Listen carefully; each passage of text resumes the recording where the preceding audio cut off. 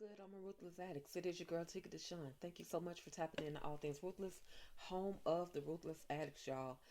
Let's go ahead and recap what we saw on episode 9. We saw that the highest sent Aaron to the cooler. We also saw that Lewis and Bridget been getting it in. We also saw where the highest gave Malcolm the drugs to see if he would live or die. And then we saw our girl Lacey being told that she was going to be responsible for giving the highest 7 babies. So let's get into episode 10. I don't think this episode was supposed to come out, but they released it on BET Plus, only the BET Plus app, okay? So anyway, we see that Desiree as well as Cal are ready to make their way to the Rakadushi compound because they found out that a sitting governor is the father of one of the people on the Rakadushi compound, y'all. And guess who that parent is? It is Aaron. So Aaron's father is a sitting senator. And when a sitting senator says jump, you say how high. Matter of fact, you don't even ask questions. You just do what needs to be done. And basically, that's what Desiree is trying to tell Mac. Look, we have to go and handle some business. But Mac is like, they will kill, they have kids out there, they will start a war, it will be a battle. And of course Conley is standing there, trying to, saying the same thing. Just let me go up there in the morning. I can talk to them. Conley, if you go up there, there's not going to be, Aaron's going to still be on that compound. There's not going to be any results. So Mac says, okay, after Desiree agrees, okay, we're not going to go up there. And Cal is digging in Conley's behind. Like, he does not like Conley at all. Because Conley says, your attitude is just like that one Brian. And so Cal says, oh, you had an attitude, you had a problem with Brian? Did you know that he and his wife were found dead at his home that was burned down? And Conley is looking like, no, I didn't know anything about that. So, but Conley, you knew that Brian and at least Brian was on that Rocketouche come out. So anyway, Conley, he thinks that he has talked them down from going to the Rakadushi compound, but after Mac and Conley leave, Desiree tells this other agent, I think his name is Print something. Anyway, she tells him, hey, you follow Mac. And Cal is like over in the corner. He's pissed off because he's thinking we're not gonna get any action. We're not going to the Rocketouche compound. We're just gonna let this stuff keep going. So she says, nah, F them. We're going. After everybody leaves, she's like, nah, F them. We're still going. So she and Cal walk out as if they are on their way to get into their vehicles. Again, Mac is being watched, so whatever move he makes is definitely going to be on record. So then we see Elder Mother Marvel, and she makes her way over to the highest, and she tells him, I'm getting ready to go make your food. And he says to the other one, make sure the dosage is high. In other words, talking about Laura, make sure the dosage on her food is high. And then he says, remember that idea, that he asked Elder Mother, where are you coming from? And she says, well, remember our little project? And he said, yeah, about that. Rather than use the men that are seated, I want you to use the men that aren't seated. Basically her baby shouldn't come from, the seed of the highest.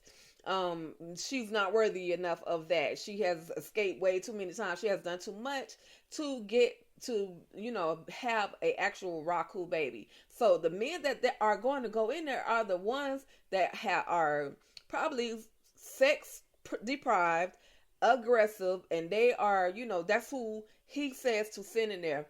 To Lacey. He's the freaking devil too, y'all. The highest is definitely the devil. So anyway, we see our girl Ruth, and she's taunting Bridget a little bit. She's like, look, I'm not going to tell, but only if you tell me some information. So now she doesn't, of course, nobody really knows where the children are. Even Elder Mother doesn't even know where the children are.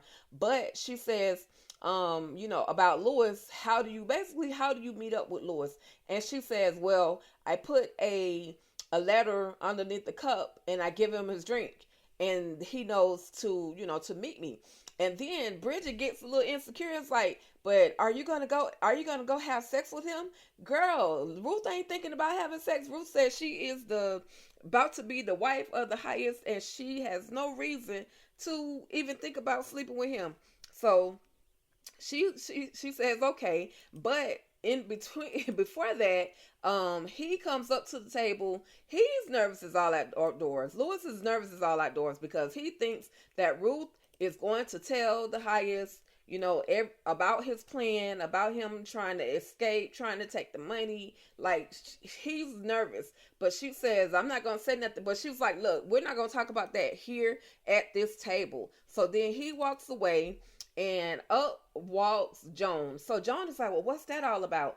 And Ruth tells her, first Ruth is not trying to say anything to her, but then she's like, oh, I thought he was messing with, the women, and I could have been wrong, but he just seemed like he was messing with the women. So Ruth is plotting. She's literally plotting. She's got a couple of plans going on. I don't know who all is going to be involved in her direct plan, but she's plotting. So then Joan also lets her know, look, Elder Mother doesn't know where the children were. She just knows they went out, on the bus.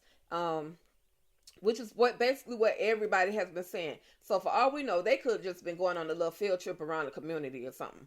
But anyway, so again, to everybody asking the question, where are the children? We have no idea, but they should be back tonight. And I'm going to tell y'all who said that they should be back tonight, in other words. So then Elder Mother Marva sees Daikon, and Daikon is like, what are you doing? Like, you're supposed to be fixing the highest food.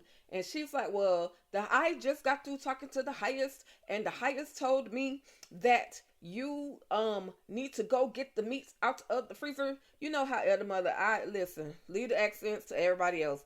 But one thing she did say, and I know exactly what this word means because I am from Miami. She called him a bummerclot.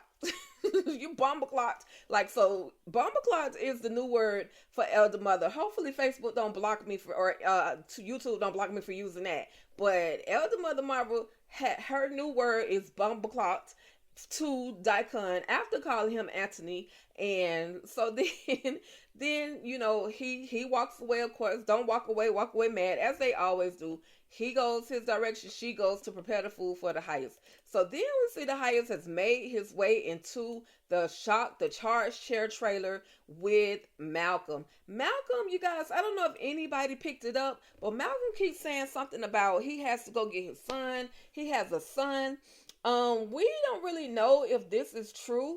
We don't know if he's talking about Sarah's son or if he actually has a son. But for some reason, this keeps coming back into his memory. So the highest wakes him up. He smacks him around a little bit and wakes him up. And he comes to and he says, he was like, oh, yeah, so you survived. That stuff that I gave you was good. And he said, you thought I tried to give you too much. And Malcolm's like, yeah, you did try to give me too much. I was drugged, but not that drugged up to realize you gave me a whole bunch of drugs. So then the highest start asking Malcolm, I need some information. I need to know what really happened.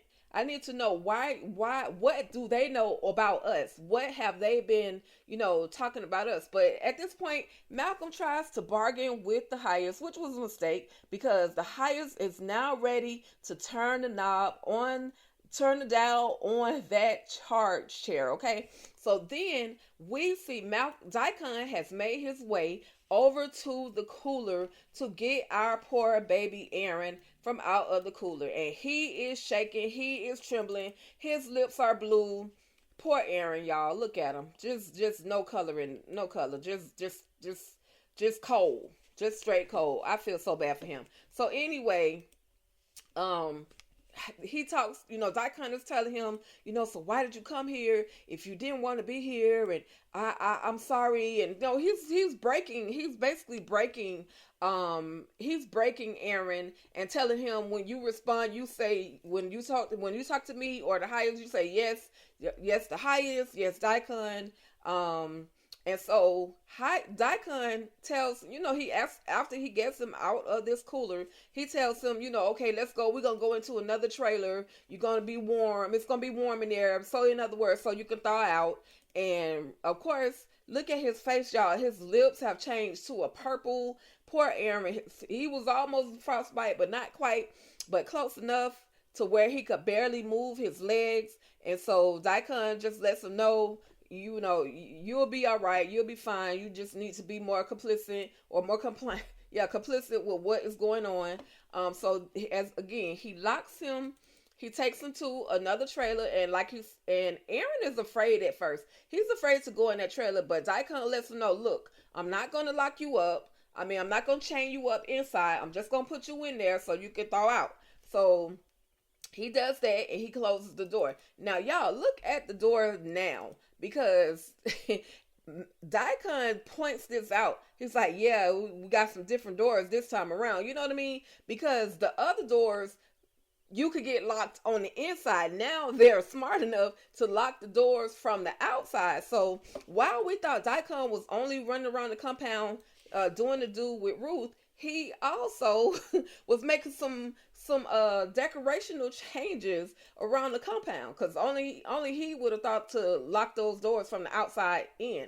So anyway, then we see again, she told Ruth how she meets up with Lewis, and she shows her. She says, show me how how you do it. So she picks up a cup, and she writes on the bottom of a cup. She writes a little message, and I guess the message is like, meet me here, or she writes a letter on the bottom of the cup. I don't know. And once she writes the letter on the cup, then Ruth is basically going to give him that cup. So then we see Elder Mother Marva and our girl Zane. I told y'all, Zane was not crazy. Zane is literally playing the game. She has played the game so well that Elder Mother Marva has given her the ingredients to the highest food. Now, I don't know if she showed her the drugs, but she literally is giving her the ingredients on how to prepare, or what actually goes into the highest food. And she says, and he likes it extra spicy. So that extra spice, could that be the powder, the content that the highest needs to calm down? Or is it the content that makes him angry? That's interesting. But Zane is playing the game so well, you guys, that Elder Mother even trusts her enough to tell her that Lacey is still alive, because Zane plays it out. She's like, oh, I hate her, and I wish that she could die 2 times, and I would stump her in the ground, just like talking all kind of trash just to make Elder Mother believe that she is truly on the side of the Raku. And Elder Mother trusts her and says, well, we have something planned for Lacey, and you already know what it is, you guys. It's the RAPE from the men that are not enlightened. Okay, so Zane is going to be there with Lacey when all of this stuff goes down, because Elder Mother, like I said, has gained the trust of Zane. So then we see Ruth, and she walks up to Lewis and George, and she hands Lewis a cup. And George is looking at, he's just looking like, I don't trust her. And he's like, George, after she walks away, George is like, nah, she's with us. Ruth is with that hood stuff. She's not with all this Raku stuff. So he's like, so she, you told her the plan. He was like, listen, I think she can help us. So Ruth gives him the cup, and she ends up walking away, and the two of them are just talking like, who do I trust? Who do we trust? Who can we trust? And down in walks your boy Manny. Look at Manny's face. Manny is like, yeah, y'all was right. Yeah, you were right. It was what y'all said it was gonna be. The highest tried to F me up the A. and Manny's like, I'm not with it.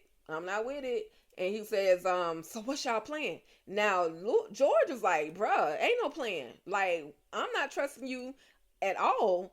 There is no plan. I'm not trusting you, and I don't blame him. I wouldn't tell him. And Lewis need to be quiet too. But George is right. Don't say anything, because you don't know how Manny will use this info against either one. So then they leave, and we see River sit down at the table. He's talking to talking to Manny, and he's acting like Manny is a new person. He's thinking Manny is gonna probably, the way he's acting is as if Manny is good to go and he's gonna swing his way. And Lewis and River's like, look, Manny's like, look, I'm not with it. Get the hell on, get away from me. But Daikon walks up and tells River, leave my men alone. Like, go away. Like, you don't have any reason to sit at this table with any of the men, anybody. So Daikon asked Manny, what did he say? And so Manny, he doesn't tell on River. Surprisingly, he doesn't tell on River. He just says he was just acting goofy, acting silly, just asking stupid questions. That's all. And so then in walks Elder Mother. Y'all, is it me, or is Elder Mother, does she seem to be moving slower and more out of breath compared to how she normally moves? Because when she was talking to the highest earlier, she seemed as if she was like really tired and out of breath. I could just be reaching, but there's just something, to me, I feel like there's something else that's going to go on with Elder Mother Marvel. So anyway, Zane walks Elder Mother into the pavilion, and she says to the men, if you have one of those blue cards, raise it up. And if you do have one, I need you to meet me in the classroom tonight. So the situation with Lacey is going to take place in the classroom.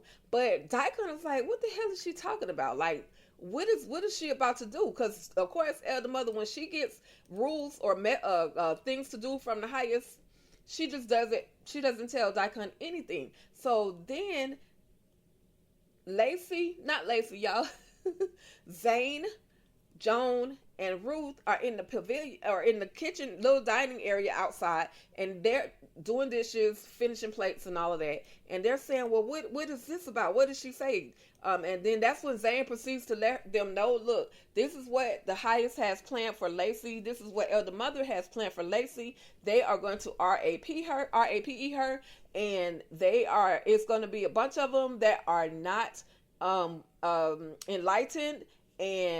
But Zane lets them know, look, I'm gonna be there with her. I'm gonna try to keep her to in the mindset of, we're going to get out of here. No matter what happens, we are going to get out of here. Hopefully that plan will work. And the same, that was, of course, River walks up. Did y'all hear? And that's when Ruth is like, look, yeah, we just heard, okay? Like, is she going to make it? Like, you worried about, is she going to make it? You should be having sympathy for the fact that the girl is about to be messed around with by multiple men, Ruth. Like, have some true care and concern. So anyway, and even Joan points that out to her. She's like, hey, have some concern. Like, lead with that instead of what you just led with. So Elder Mother walks up to Peter, and she is attempting to take the tray of the highest into the trailer. But as you know, there's so much money in there. Daikon does not want anybody else in the trailer. And of course, Daikon walks up, and what are you trying to do? No, you can't go in there. And of course, River walks up being nosy because he's trying to get into the trailer to see where the money is.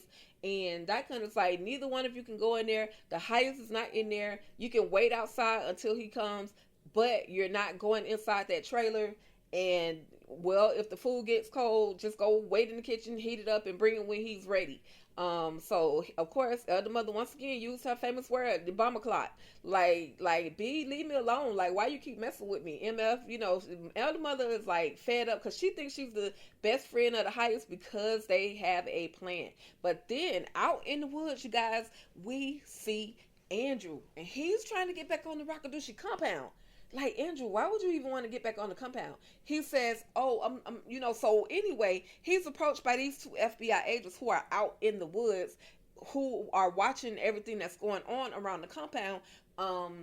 And Cal, I believe it was Cal that actually got on the radio, and he says, we're going to take a trip to the uncle's house, meaning Cal and Desiree and everybody else are on their way to the Rakadushi compound. But Andrew attempts to, get into a whole tussle. First it's like, man, I'm still FBI. And oh boy, the other agent is like, oh, you still FBI? So they get into a tussle. But I mean, in the beginning, it looked like Andrew was winning, but they ended up flipping, and they got Andrew on the ground, handcuffs behind the back, and they got him. So now he don't have to go back to the compound.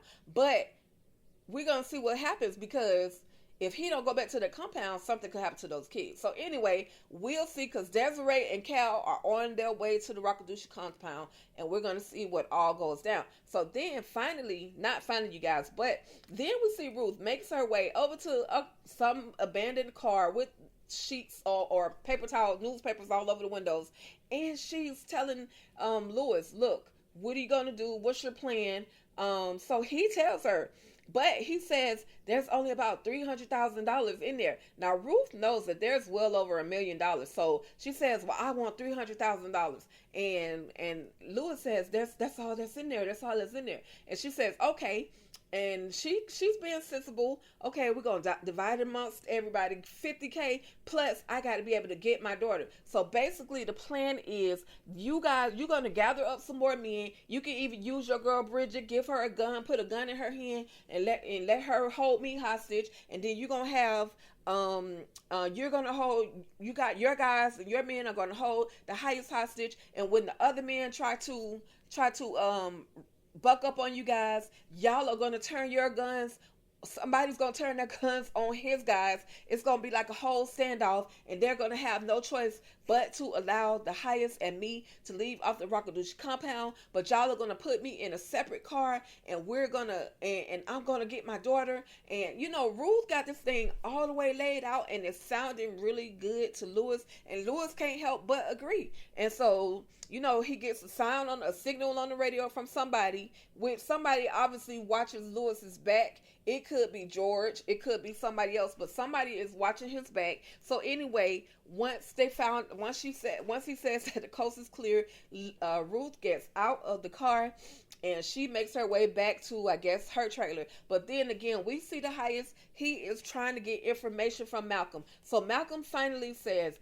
they have been watching you guys for the last 4 years because of some teenagers that have been coming to the Rockadoochie compound. Their parents have been looking for them, and this is why you guys are under investigation. They literally been following, looking out, listening out, trying to see what you guys have been up to. So then we see Daikon looks in the window, because prior to Daikon looking into that window, on the radio, the young soldier out in the woods somewhere, the government is coming. The government is coming. So finally, we're going to get to a moment where we finally get to see the government is on the way. But Daikon goes and tells the highest, look, I need to talk to you, your highest. So the highest he's like, this is important. So the highest steps out of the trailer, and the two of them have a conversation, and he lets them know, look, the government is coming based on my boy out in the woods. The government is coming, and what are we going to do? And the highest says, I guess we're going to go to war. Y'all, that was the end of the episode. I know it took me a minute to give it to you guys, but that was the end of the episode. It looks as if this was a season or a mid-season finale or a mid-season break. I think we're going to take a break. Like I said, they gave us episode 10. I don't think they realized they gave us episode 10, but they gave it to us. If they give it to us again next week, we'll know that somebody effed up, okay? But it's all good, because we, the Ruthless Addicts, we absolutely love it. We appreciate BT Plus. We appreciate everybody at Tyler Perry Studios for giving us Ruthless. Make sure you guys tap in, tune in. Next Wednesday, we will be doing a Ruthless Roundtable. And I am going to be doing a movie night tomorrow, you guys. I will be presenting a movie straight from Tubi, starring our guy, Jamie Calica, also known as Brian. Yes, he's no longer on Ruthless, but he is still out there shaking the bacon, making movies and everything, you guys. With that being said, thank you all so much for tapping in. If you're new to my channel, finding me for the very first time, please hit that subscribe button as well as the notification bell so that you may receive reminders of new Ruthless content, okay? All right, y'all. Thank y'all so much, and you already know, stay ruthless.